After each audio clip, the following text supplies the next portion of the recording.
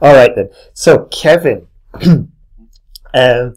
congratulations, first of all, for passing. Well done.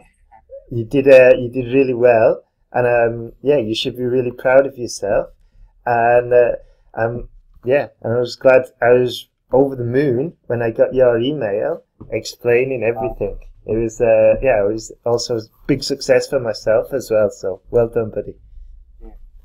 Well, I just want to thanks for you giving me this kind of opportunity to just talk to you, just can so that we can face to face and saying thank you to you instead of writing email and don't know what to write other than thank you or appreciate. Wow. No, really, I cannot achieve this without your help, without your, I call it magic book. Yeah, well, no, I was really pleased. I was really pleased when I got it. Can I just ask you a couple of questions, please? Is that all right? Yes, no problem. Okay. Go ahead. All right, cool. So, could you just explain your situation, like where you're from, why you needed to pass IELTS, and the problems you had? All right, no problem. First of all, I come from China, a city called Qingdao, which is really a beautiful city, as beautiful as Sydney in my mind, actually.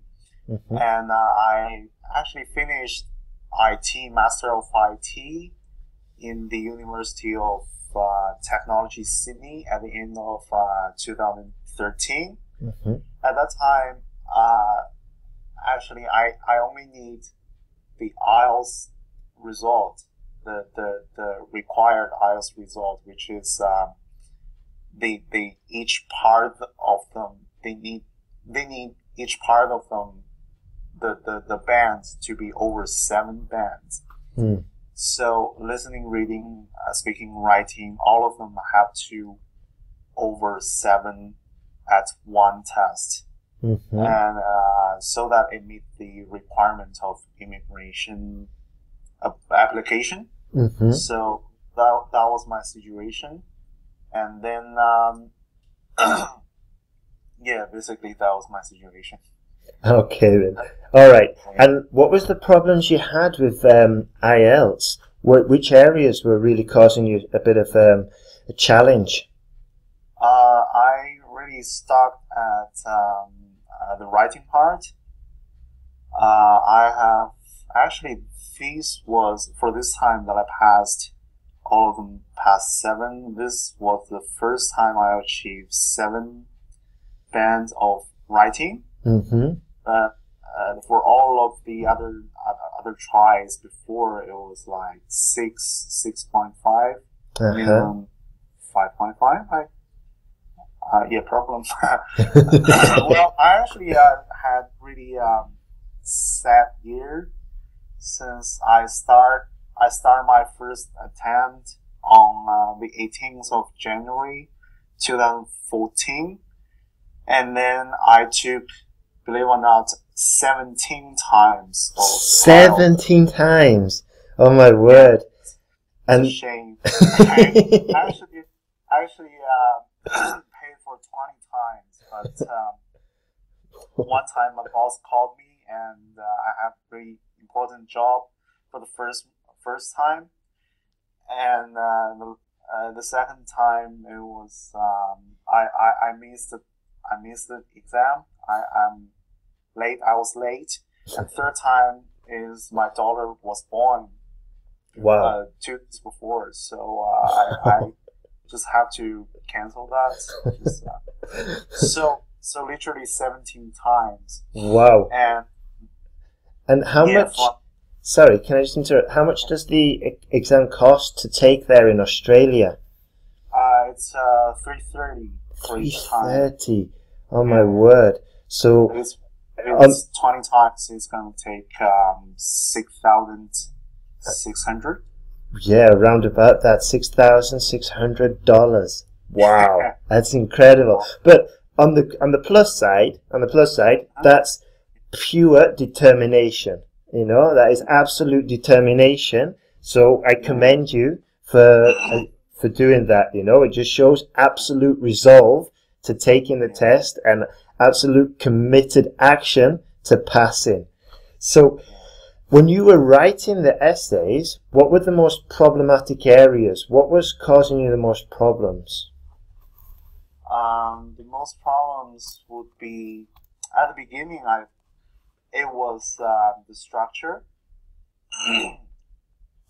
Before I read your book, I took many other classes that specific designed for IELTS to pass IELTS 7 by They concentrate on structures, and I really implement the structures, and I thought I indeed learned something. I used all the things they told me, all the sentence they told me, but eventually I think the biggest problem would be actually those small mistakes. I see. Yeah, eventually I find I have lots of I don't have problem on structure on those big parts. On those I can write really elegant sentences, but really I just found I made thousands of mistakes about third person singular and tense agreement and singular plural agreement, and some of them would be articles. Yeah. So yeah. Those are very, very common challenges. The articles, the singular plural agreement, and like you said, if there's nobody like showing you exactly or pinpointing exactly where those mistakes are, it's almost impossible to improve. No, it's very not impossible. So how did carry on? Sorry. Yeah. Just go on. All right. I was just going to say, so, like once you discovered your errors, how did you make sure, or how did you remember not to sort of like commit them again, so you could really push for improvement? I actually use one of your technique that I write them down as a mistake list, and I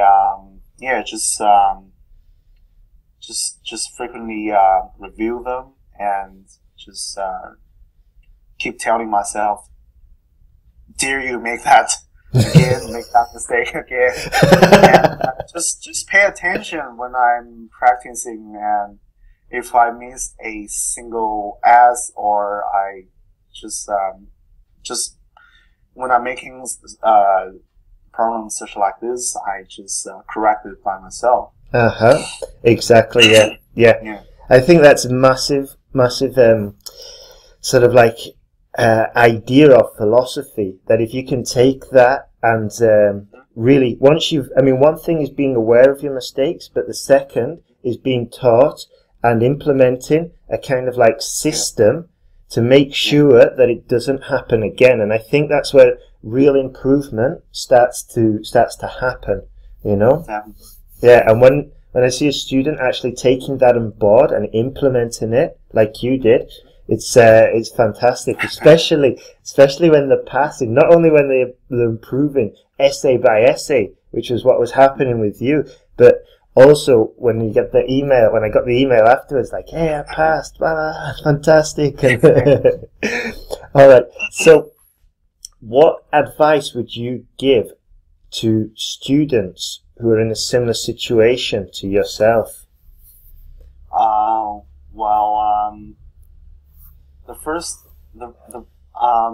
think the first advice that I would give would be just not only practice every day, but use English every day. Like you have to you have to involve yourself into the environment. Like I not only listen to your fantastic podcast and trying to mimic your accent. Obviously, I'm not that really good at mimicking your accent. Sorry about that.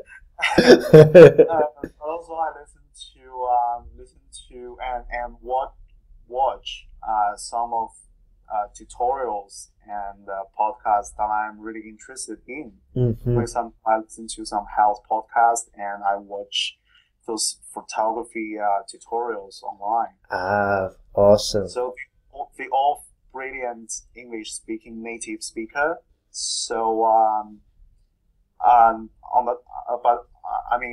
I practicing my listening skills, I also trying to mimic and memorizing those words or those structure that they use and trying to use them next time. Awesome. Yeah. Awesome. That is fantastic, because if you do that, you're not only expanding your vocabulary, you're learning the vocabulary correctly in the correct context, and you're going to improve the speaking, the listening, and your grammar. I think personally that's one of the best ways you can actually learn a language, not just English, Spanish, or any language, in fact. Yeah. So, just going back to what were the scores for the speaking, writing, listening, and reading in the end? What did you get? You mean at the last time? Yeah. Last time? Mm-hmm. So I got listening for 7.5, reading as usual 8, band 8, and listening and writing I was getting band 7. Right. So 7.5, 8, 7, 7. Right. And wow. I was like crazy, screaming when I saw that. And also, please, if I have time, please allow me to give a second advice that, if I may, just strictly, directly speak to the listeners. Yeah, of course. And please listen to Ben's the 17th podcast, which is called Getting Motivated to Retake the IELTS Exam. I remember I was on the train. I was really frustrated when I got my 15th or 14th failed exam result. And I was on the train. I was like, I'm giving up. But it was just a coincidence that I listened to your the number 74, Getting Motivated to Retake the IELTS Exam. And all the technique you said, all the motivation word you used, all the encouragement, make me to say to myself that you have been through this cruel year. And dare you say give up? You cannot go back. I can see I'm really tired, but I can't see I can't. Exactly. So just keep going on. If I can make this, you can make this. Absolutely. Yeah. Thank you, man. Thank you. That is awesome advice. That is fantastic advice. Phil, but yeah, it is what it is. Yeah. How I feel currently. No, absolutely, Kevin. Absolutely, man. And I said right at the beginning, I said that you had like a fighter, determined attitude, taking this and not giving up and just carrying on going for it.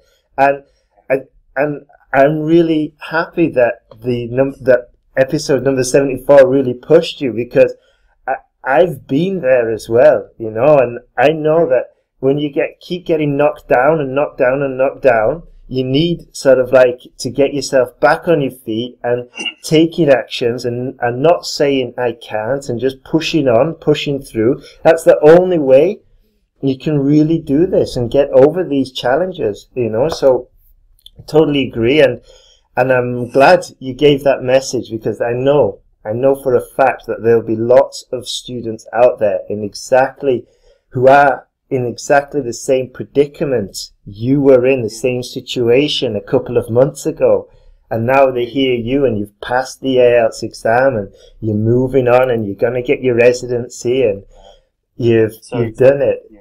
So well done, mate. Well done. Okay. Well then, big thank you for agreeing to do this interview. And do you have anything else to say to any IELTS students? I think the only thing I want to say is just to encourage them to keep going. And I actually haven't finished Ben's sentence guide since for this exam I actually just bought the book for 2 days. I read through for the first 3 chapters and just skimmed the last several complex sentence, but just skim. Because I previously probably knew those sentences, so I haven't finished this. I just used his fantastic and structures implement into a exam, and then I made it. So keep believing. Just read the book and listen to Ben's podcast. So you will pass. You will pass. I challenge you. I failed for 16 times. I tested you. No, I'm not want to playing hard, but yeah, I believe everyone, as long as they want, they can. Exactly. Thank you, Ben. Awesome advice. I think on that fantastic note, we can finish the interview. So big thanks, Kevin. And just a word to all the listeners. You know, if you want to get the sentence guide, you could just go to IELTSPodcast.com /SG. And also, while you're on the internet, have a look at that podcast number 74. And it is possible. Kevin is a perfect example. He's worked hard and awesome student as well. So all the best.